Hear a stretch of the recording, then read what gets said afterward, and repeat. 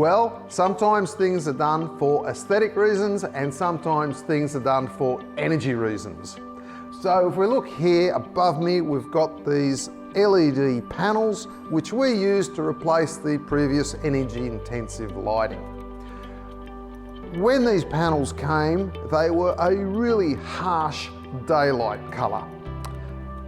There was a lot of complaints. So what we did, rather than to replace the panels again, we did get ourselves some film which is called Change to Orange. It's a translucent film that's actually used in the photographic industry.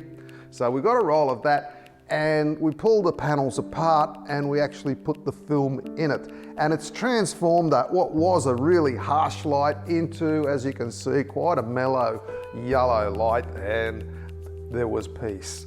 So that was an awesome thing to do. Also, in conjunction with that, what we did was we got rid of a lot of brown.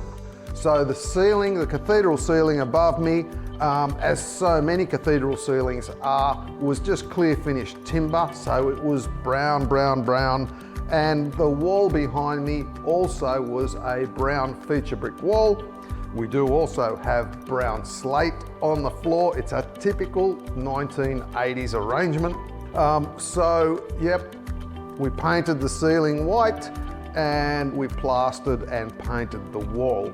And so while that's changed the aesthetic quite a lot, it's also really improved the light quality in the whole room. So we're very pleased that we've actually done those things. Also on the back wall here, you might notice what's an old heating outlet in the wall. So it's no longer a heating outlet because we discontinued the heating system, but we have made use of that outlet to be the actual port that brings in the warm air from the solar venti.